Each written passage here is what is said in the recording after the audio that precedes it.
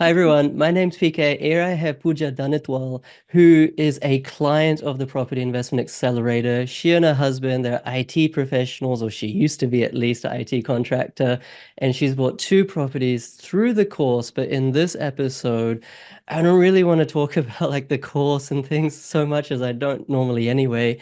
I actually want to deep dive into her psyche, her journey before doing the course and like what sort of was lacking in her property investing. She had dreams, but she didn't really know if it would work or not. Fast forward, what has she achieved? And because of those achievements, and now even helping some family and friends, how can she give you advice so you can take the next step, whether it's from a lending perspective, suburb selection perspective, property selection perspective, strategy perspective, etc., etc., etc. Both Pooja and I are here to help you, hopefully educate you and inspire you in a humble little way. So stick around to the end, and this might just be the I don't know the episode that just forces you to take action in which you won't regret in 5, 10, 15 years time. So without further ado, Pooja, thank you so much for making time. Thank you, PK. All right. Well, I mean, I know we've been talking a lot and we've talked for, I feel we've been messaging each other for many months, if not more than more than 1 or 2 years. But maybe just start from the start. Like I know we exchanged messages. I think you reminded me if it might have been in like 2020 or something like that around COVID time, but was that when your property journey started or had it started even before then? Oh, yeah. I mean, it started before in 2019. I bought my first property. So not knowing much, I bought a townhouse 7 kilometers from city. Um, it This is was in Melbourne where you yeah, in live? Melbourne. Yeah. Yeah, and nice townhouse, established property. We didn't buy under construction. Um, However, the mistake we did was we were always whenever so we went to inspection twice for that property, and we were going on weekends, on Saturday or Sunday.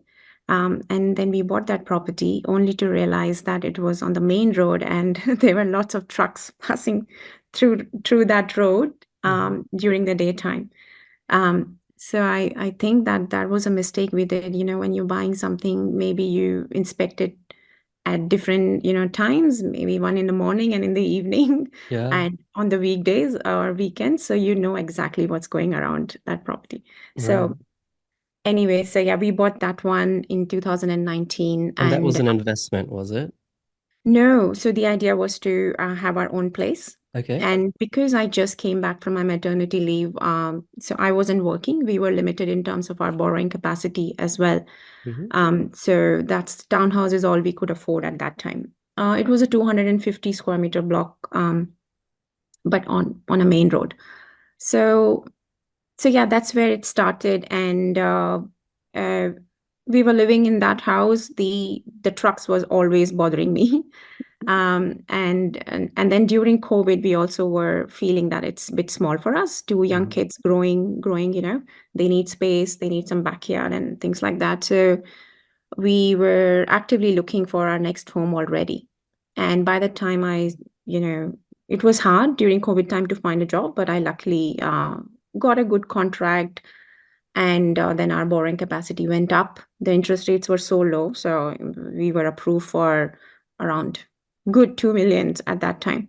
So, anyways, we decided not to exhaust everything. And that's when I started listening to your podcast as well. So we ended up buying our second PPOR in southeast of Melbourne. Um, yeah, and then we converted our first one obviously into an investment, and we're getting good rent on that, which allowed us to, borrow more money from the bank. Right. Um, and it was 2022 May when I had enough confidence in your course, and I thought, all right, let's go for it. And if everyone can do it, why not me? That Hmm. sort of thing. I convinced my husband as well that this is the right thing for us to do. Um, so yeah, he's very supportive. So we enrolled for the course.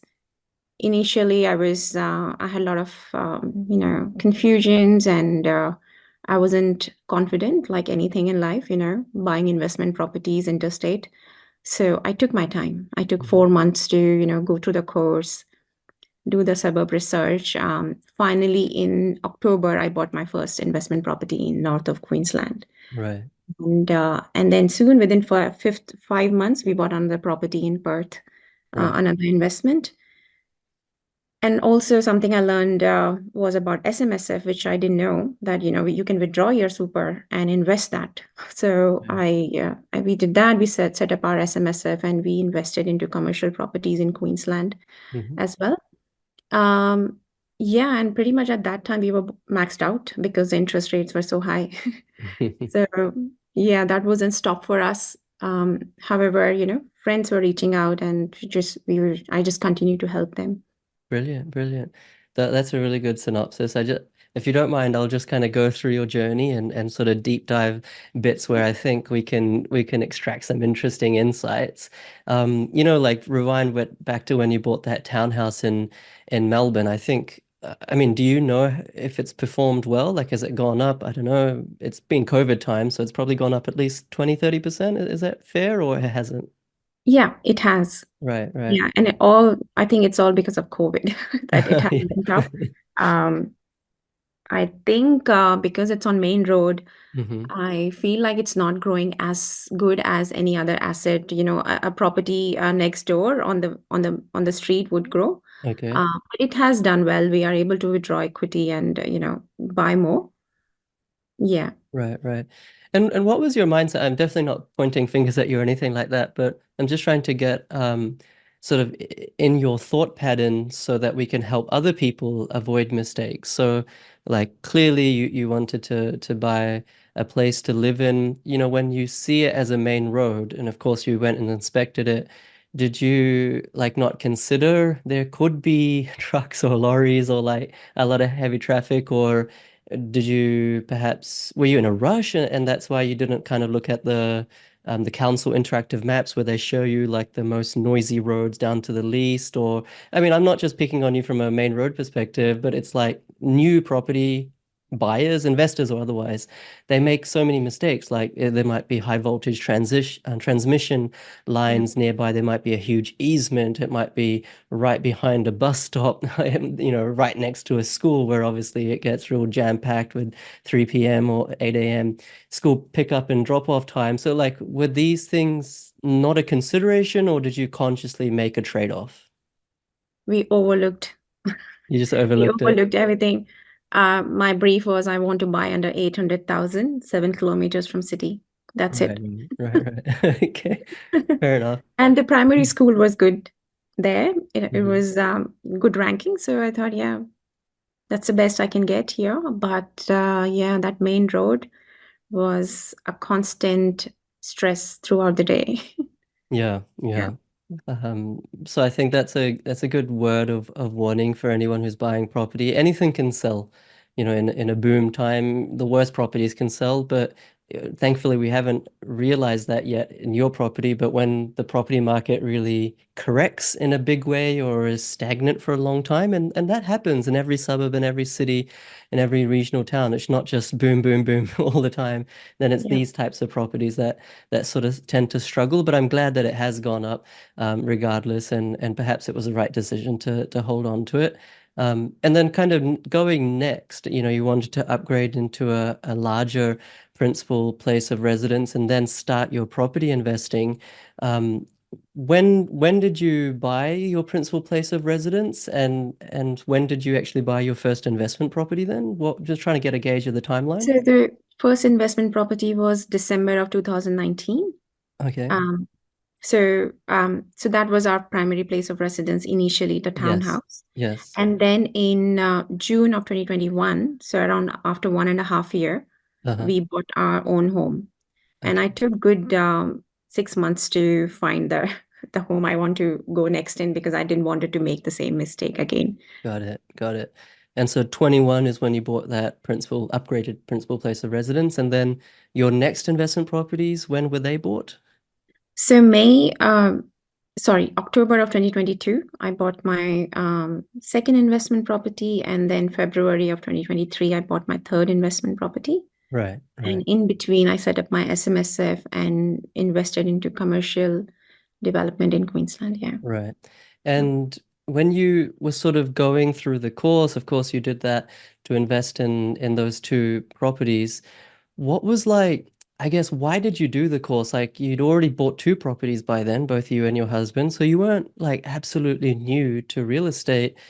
What were like the knowledge gaps that you thought, hey, look, I already have a principal place of residence, already have that townhouse investment property now, but these are the three things that I'm lacking confidence in or I didn't know, and therefore I need to plug that knowledge gap. Yeah. I'll tell you, we were talking to our mortgage broker at that time, and I was already talking to him, is there any equity for us to buy our third property? And he said, oh, I can introduce to somebody. He recently bought a property in Adelaide. I can find out what suburb that was, and maybe you can buy there. And I was like, how do you find these suburbs, and how do I trust him whether what he's telling me is a good suburb? And and that was one conversation which triggered me, I need to find out how to actually identify the pockets where I should be investing. Hmm. And at the same time, parallelly, I was listening to a lot of podcasts of yours, so it's kind of just made sense for me to um, do this actively, the course, so that I know the right pockets. And one thing I know that, with my kids, I wanted to spend more time with them and retire early. Hmm. So I had some knowledge about, withdrawing equity and buying next and, accumulate more properties, but just didn't know where to buy. Right. If without any knowledge, I would just go and buy in Melbourne again, next property. Hmm. Rental yield was not a concept I knew at that time. Hmm. I was like, you just buy and put it on rent. Whatever is your holding cost is your holding cost. Hmm. And when you can buy again, you buy again. That's the mindset I had, not knowing that rent can actually help big way to pay off the mortgage. So you need to buy where the rents are good as well. So cash flow is also important. That's something I didn't know. Right. Right. Yeah, and I wanted to invest interstate. So yeah. So let me ask you a question then. I mean, there's probably, I don't know, tens of thousands of two income couples with, kids that are in IT or IT contracting or something like this in Melbourne or even Sydney for that matter. And because they're not on minimum wage, like they're doing well for themselves. They're well educated, they work hard, they earn relatively good money.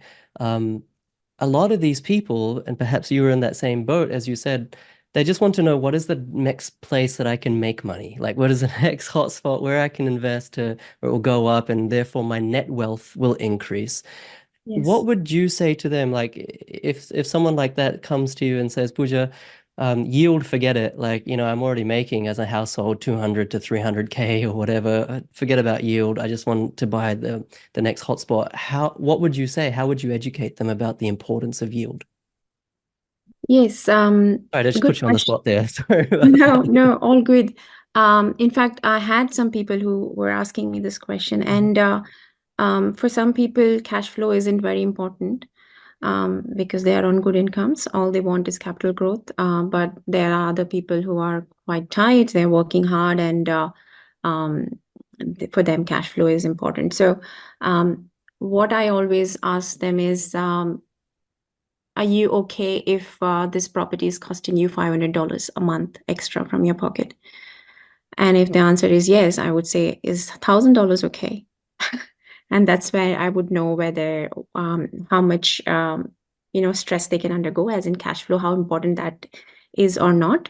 Right, Um, yeah. right. I Does it understand. answer your question? Yeah, absolutely. So really stress testing their ability to Yeah. afford a negatively geared or negative cash flow, I should say, property.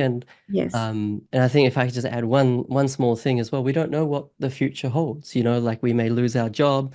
We may see higher interest rates in 5 years' time, 10 years' time, interest rates go up and down. And so these kinds of conversations should be future-proofing your Yes. finances. So not just making a decision based on the now you just got a new job and you're like on cloud nine, but actually what could happen in the future? That's a great answer. Yeah. Thanks for that, Pooja. And then So you live in Melbourne. In Melbourne, it's a large capital city. They say it's going to be the biggest populated city in Australia in a number of years' time, if it isn't already. It's one of the biggest job centers. How do you convince yourself, or how do you convince your husband, or how do you make this decision to buy in where you did, which is Toowoomba in Cairns, versus where you live in Melbourne? Like, for one school of thought, it would be like, that's such a stupid mistake, just buy in Melbourne, right? But then you went other. So why did you buy in those areas? Um, like I said, uh, passive income is something I was looking for. And if I can buy a property for 400,000, Hmm. let's say, and it's getting a rent of 550, 600 a week, it just makes total sense to buy those kind of asset. And I know that I'm buying it for 10 years, 13 years, 15 years. Rents are not going to go down. It's always, if even if it goes, I mean, they won't go down, but may just go up by $10. But even then, it's going to go up only. And so it just makes sense to buy it and keep it for as long as you can. Yeah. And Yeah. so how much were those properties? Can you take us through, if you remember, what you bought them for, what the yield was, Yeah. perhaps how much they've increased, some Yeah. numbers like that? Yeah. Yeah. So I'll start with the property I bought in north of Queensland. That one we bought for 406,000. We actually placed an offer of 410, but we negotiated after building and pest. Mhm. So I ended up buying that for 406,000, and the rent on that one was 490 per Okay. week. Hmm. The other property we bought in Perth, we bought it for 405,000, and the rent on that one is 550 per week. Wow.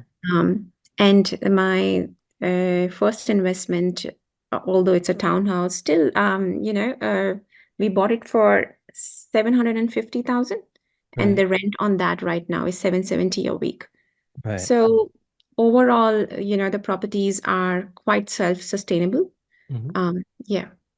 And what is the capital appreciation Oh, yeah. on the Queensland and Perth ones? I don't know if you got it revalued or you just follow the comparables in the market. Yeah, we recently got all of them revalued because we wanted to withdraw equity for the commercial, development. My husband, sorry, not commercial, the residential development my husband is doing. So we wanted some equity. So the one in Perth has gone up considerably. I think 470. Hmm. We bought it for 405. And the Keynes one has also gone up equally. Not 470, but 450. Right. And our townhouse has done as good as well. So to get these out amongst these three properties, we were able to withdraw 120 thousand equity, and then we withdrew from our PPR as well. Right, right.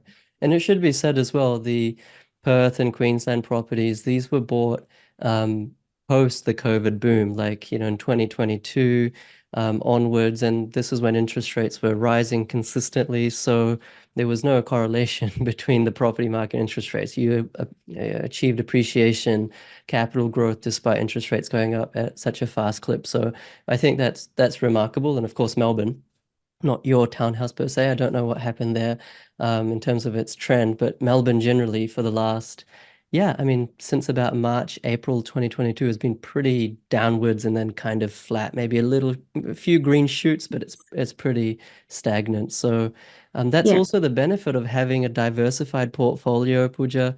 As you know, there's always one property that's going up, even if the others are stagnant or there's a slight correction, and that allows you to take equity. I just want to touch on this point on confidence. You did the course and then you bought like Interstate twice. How is your confidence increased? And I suppose like the more important question is, what are the pieces of advice or tips that you can give to others who are sort of sitting there thinking, look, I already have a suburb selected in Perth, but I just don't have the confidence to actually go about it and buy a property there. Yeah. Know as much as you can about that suburb. Do some data analysis on that. Find out why people want to live there. Hmm. how many people are renting versus how many people are living there genuinely because they want to live there. What is that appeal about that?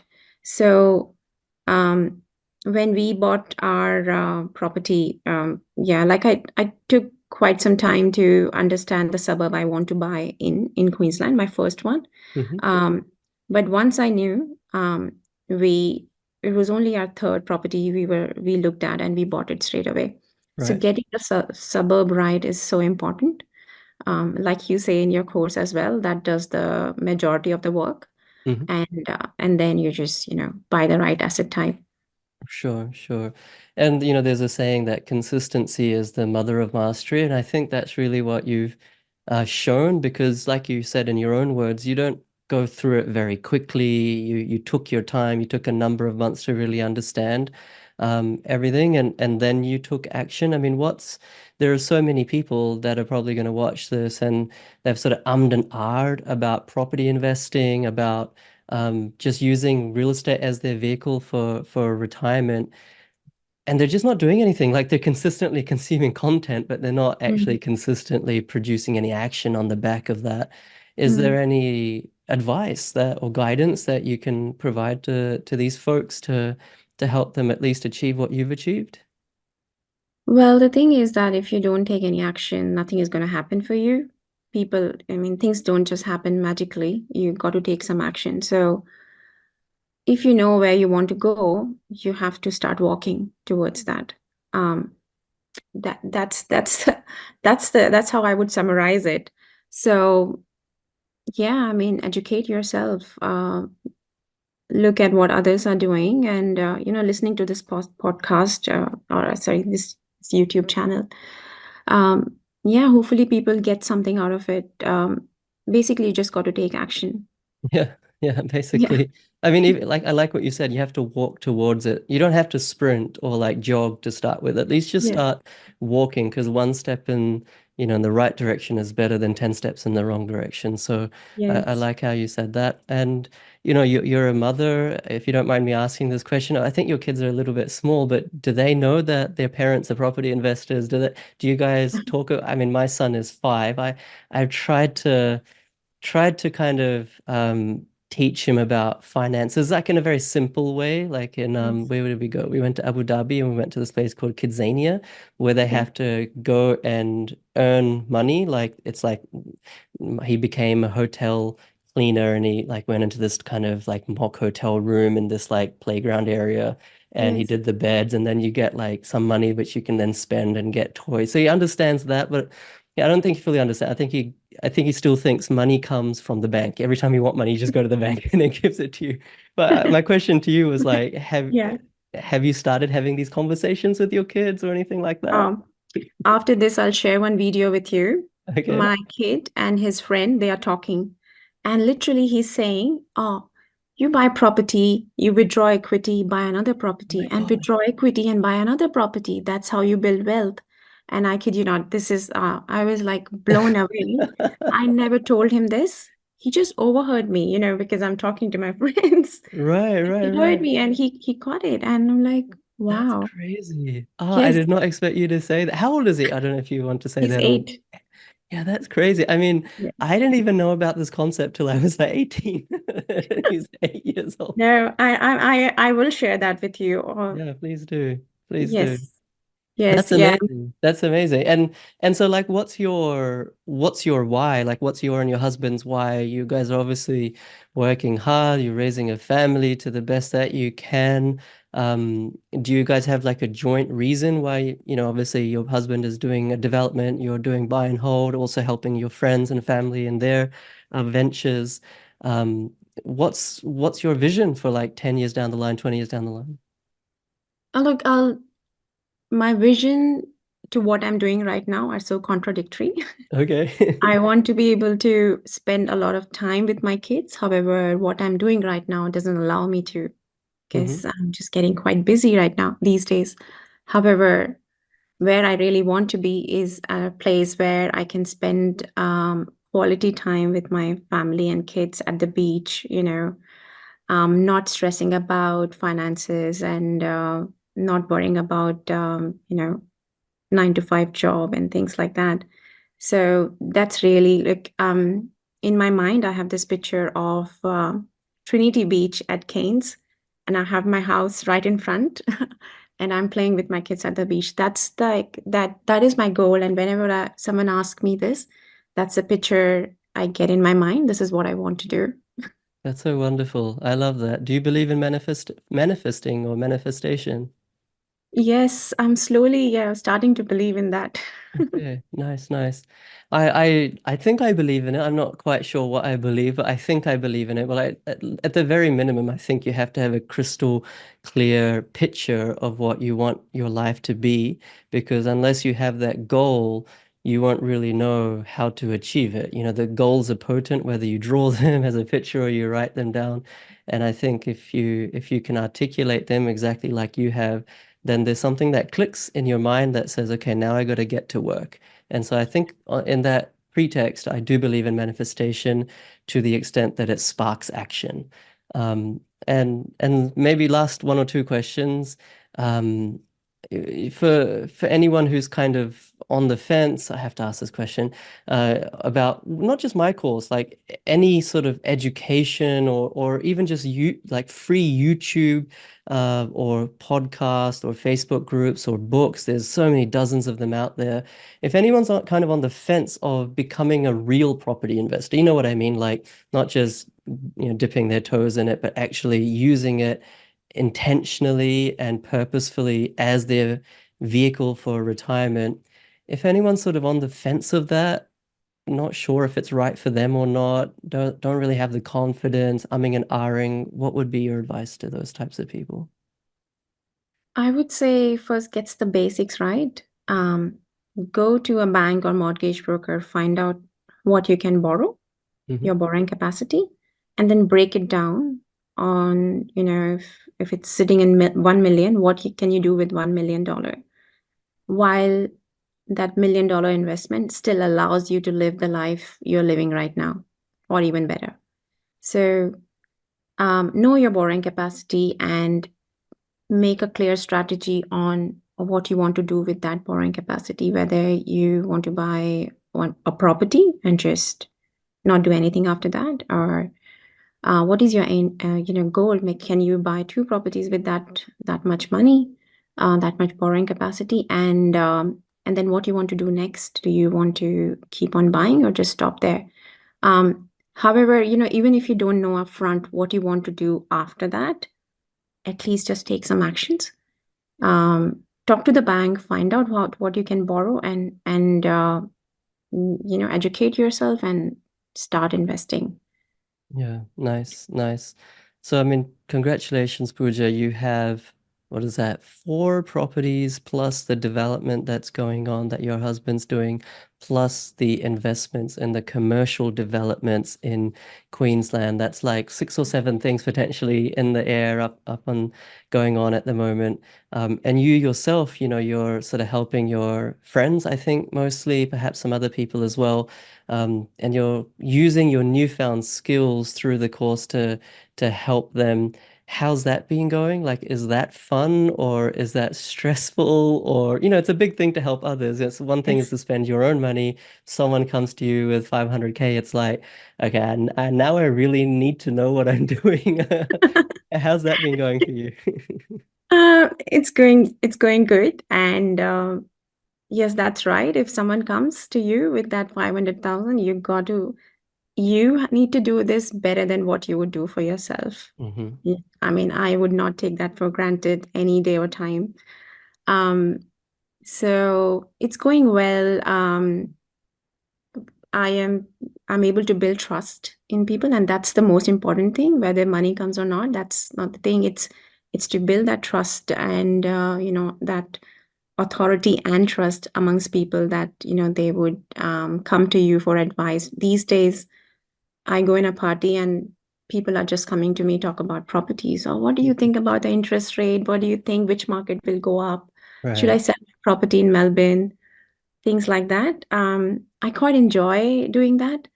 And 3 years back, I couldn't um, imagine myself talking that way. So um, I'm quite surprised with myself as well, to be honest, PK. But I'm enjoying it, and I never take anything for granted. If somebody's coming with that, um, with that money and they want to invest, I would do better than what I would do for myself. And yeah. That's awesome. That's awesome. I don't mind that myself, because I love talking about property. So every time someone meets me, naturally, it's like it's mostly about property. I think my wife gets a bit sick of it after a while, but I enjoy it. I thought that would be the last question. One last question. You talked about you built that authority and trust. This is genuinely out of curiosity. How did you build trust in me or in the course? Like, it takes a lot as well to give some random guy off YouTube, a bunch of money in exchange for a digital product that may or may not work, could or could not be a scam, etc., etc. How did you I'm curious. I took my time, PK, like anything. I always take time. Like I said about my first investment, yes. So I took my time. I think the first time I got a message about, or maybe I heard about you, or I got a message from you that can't remember, but it was 2020. 2020, yes. So I've just gone, I'm looking at my notes because I've noted down some dates here. Okay, yeah. And I took your course in May of 2022. So I took 1.5 years. But I was going through a lot of your content on YouTube.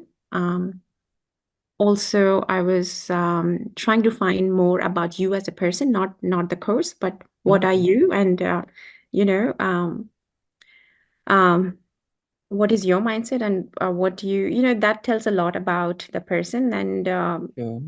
yeah, so it was more trust on you rather than your course. I And see. once I built that trust, the course was just like, now I understand PK and I can trust this guy. I'm definitely going to do this course. Thank you very much. No, I really appreciate it. Thank you for putting your trust in me, and thank you for also making time for this session, which I hope will empower and yeah, just give a kind of a G up to hundreds of people, if not thousands of people. I think they'll really benefit from it. And of course, I'll tag you if you want in my Facebook group when I share this. And then, guys, if you want, you can also contact Pooja, DM her, and she's a lovely person, as you can tell, and she'll help you also steer you in the right direction, like with or without my course. I'm like I always say, I'm not so concerned whether you do my course anymore. It's it's there, it is what it is, but at least watch there's literally like more than 100 of these types of interviews on my client results playlist on YouTube, and those people will educate you and inspire you. And if it means like that's enough for you to take the next step, even without the course, so be it.